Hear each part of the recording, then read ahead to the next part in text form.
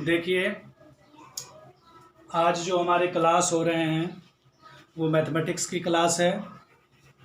Mathematics की class में आज हम आपको क्वाड्रेटिक इक्वेशन शुरू करने जा रहे हैं। अब जो भी 10th के स्टूडेंट हैं वो क्वाड्रेटिक इक्वेशन का आप वीडियो देख सकते हैं, क्वेश्चन भी पूछ सकते हैं। तो आज जो हम मैथमेटिक्स में क्लास 10th का क्वाड्रेटिक इक्वेशन शुरू किए हैं, तो आज इसका डेमो क्लास है।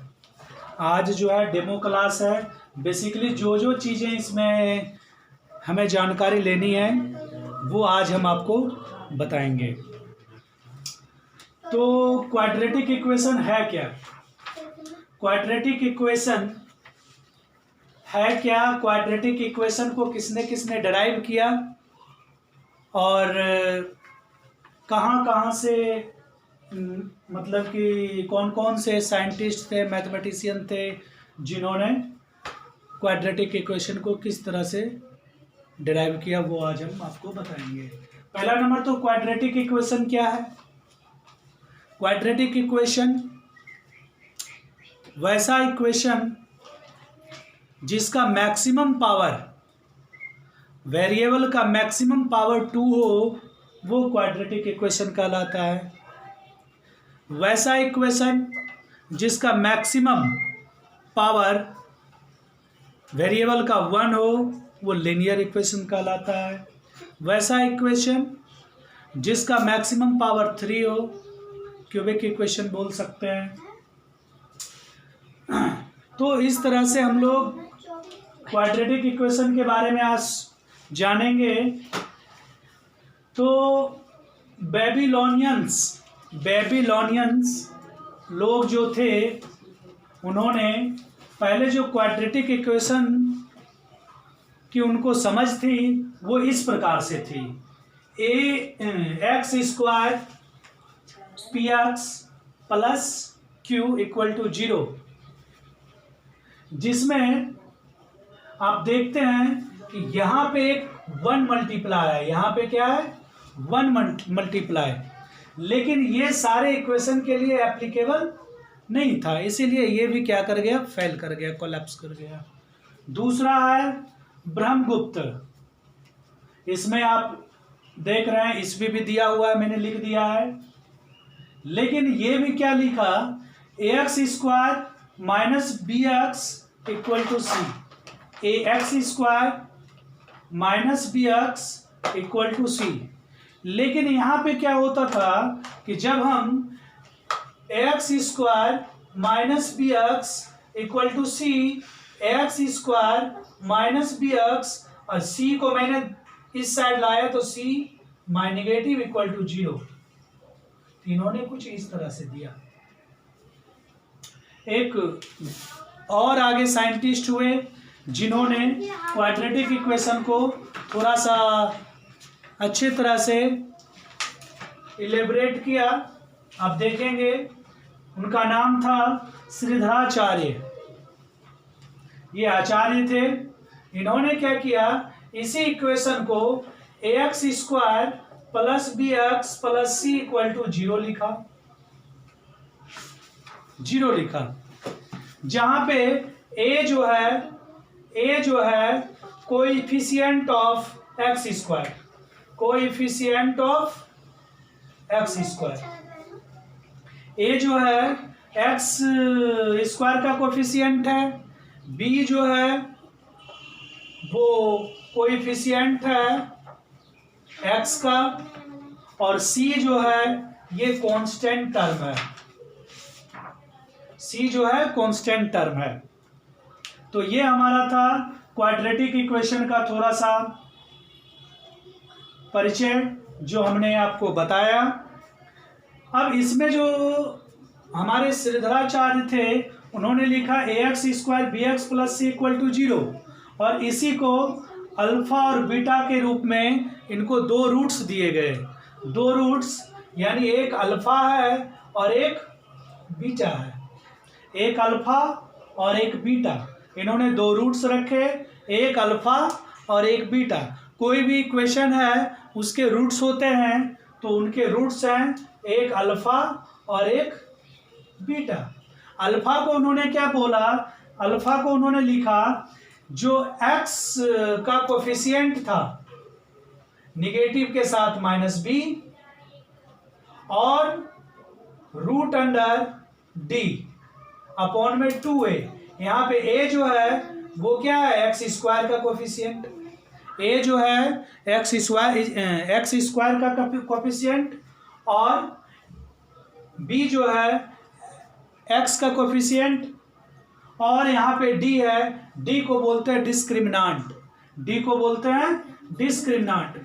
जैसे आप यहाँ देखेंगे d इक्वल टू डिस्क्रिमिनांट यानी इक्वेशन है x square plus b x plus c equal to 0।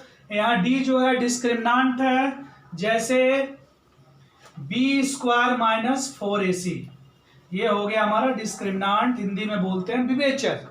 यानी जब हम x के कोफिशिएंट b को स्क्वायर कर देंगे और उसमें माइनस कर देंगे 4 इंटू एक्स स्क्वायर का कोफिशिएंट a और कांस्टेंट टर्म c, तो हमारा क्या निकल जाएगा, d। ये जो रूट में d है वही जो है क्या है इसमें दिया गया है, d जो है क्या है, डिस्क्रिमिनांट। समझ गए, d जो है डिस्क्रिमिनांट है।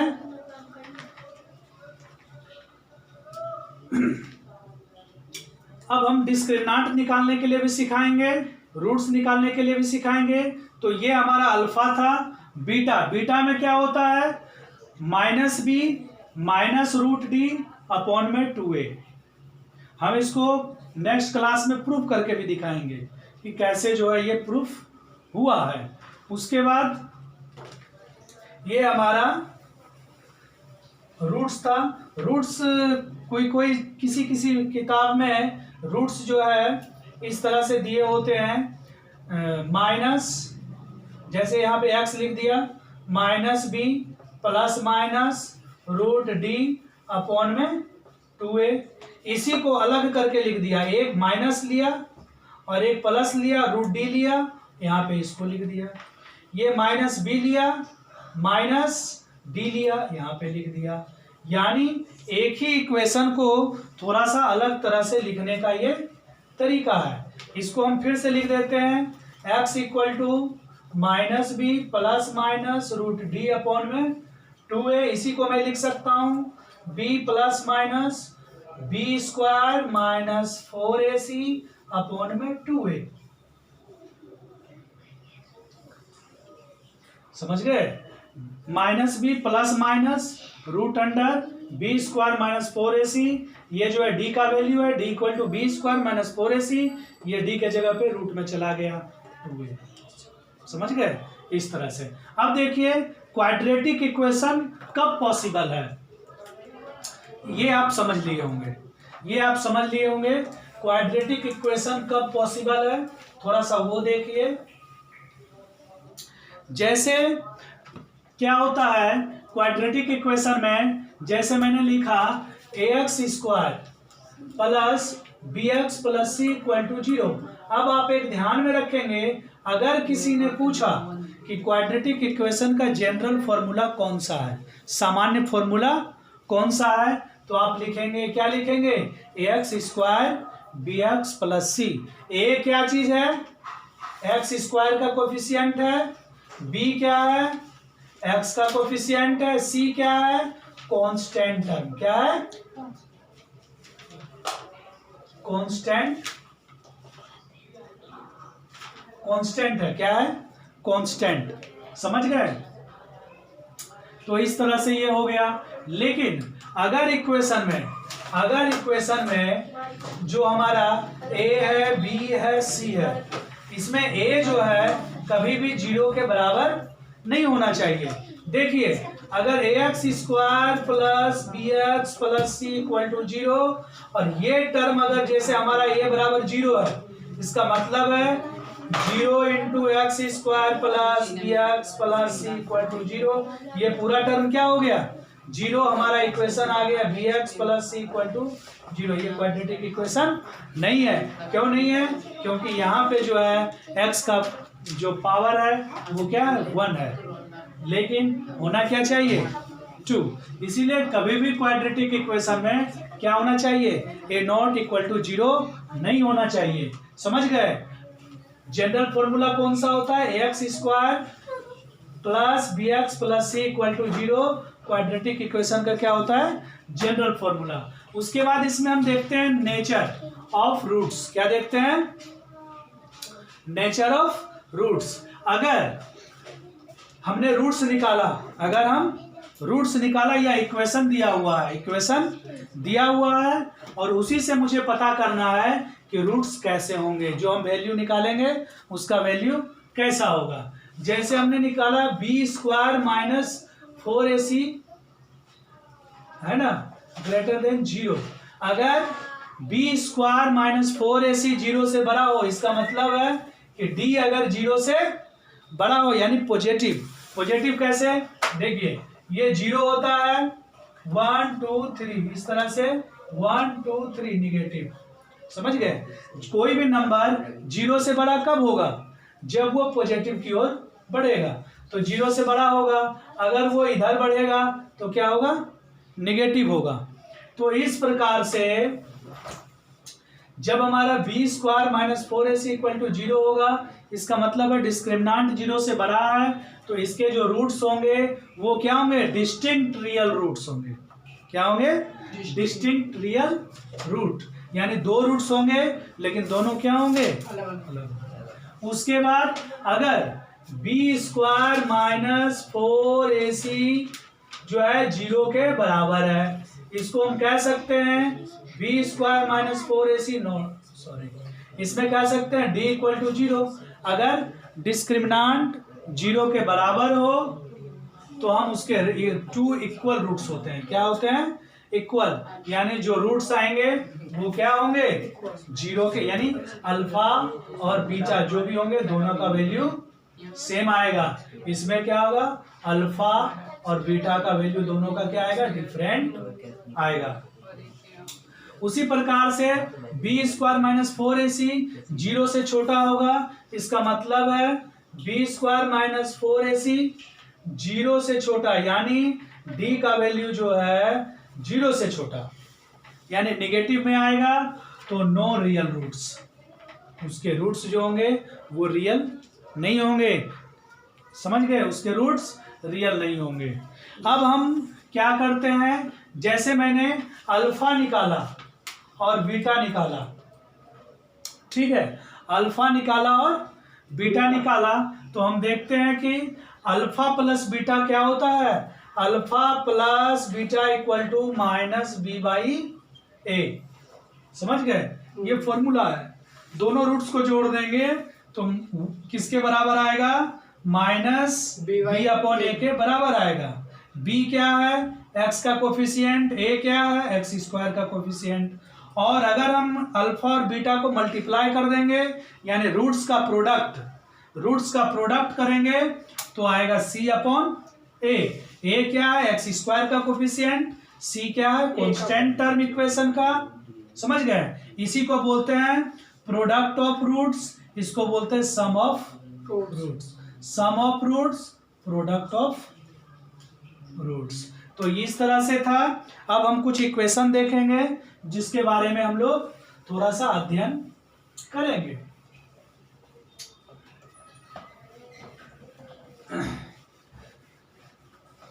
आप लोग इसको रिवाइज करते रहेंगे तभी आपको आएगा, अन्यथा ये नहीं आएगा। आप रिवाइज करेंगे तभी आएगा, अन्यथा नहीं आएगा। समझ गए?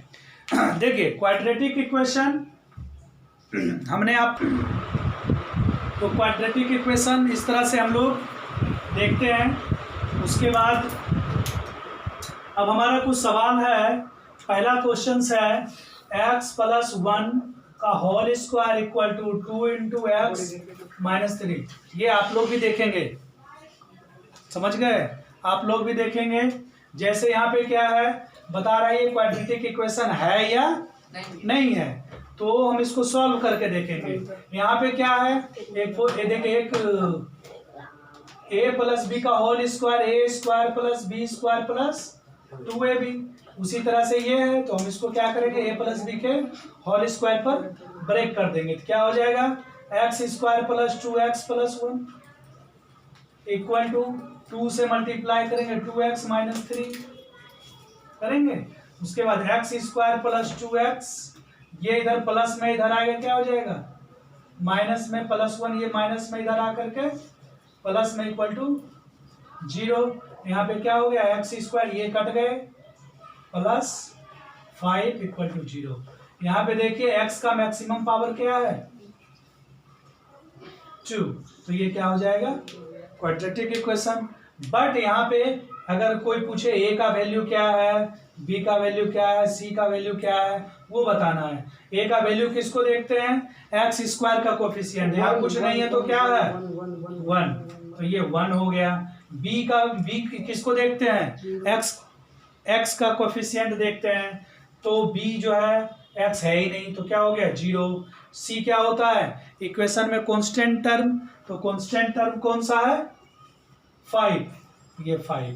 इस तरह से ये क्या था, क्वाड्रेटिक इक्वेशन था, ये सॉल्व करने के बाद आया। फिर दूसरा क्वेश्चन जो आ रहा है, दूसरा क्वेश्चन क्या है, दूसरा क्वेश्चन है फटाफट देखेंगे थोड़ा सा, और ये लास्ट होगा 2x square plus x minus 6 equal to 0। इसमें कह रहा है फाइंड रूट्स, क्या कह रहा है, फाइंड रूट्स, यानी पहले हम क्या करेंगे फाइंड रूट्स।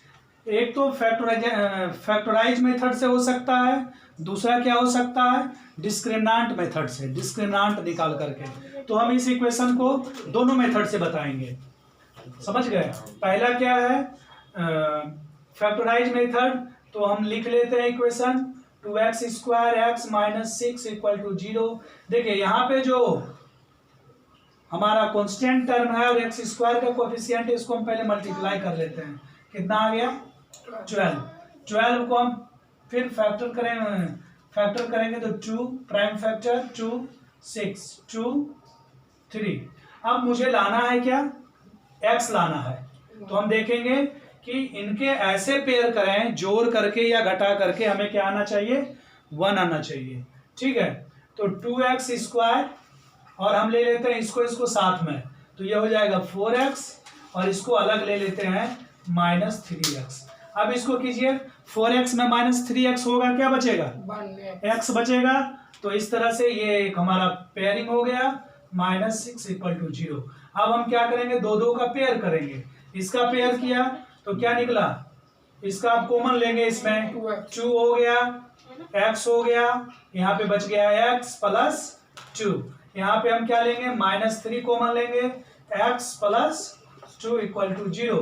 यहाँ पे 2x minus 3 into x plus 2 0, समझ गए।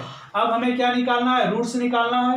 रूट्स निकालने के लिए हम क्या करते हैं 2x माइनस 3 इक्वल टू 0 कर देंगे, x प्लस 2 इक्वल टू 0 कर देंगे।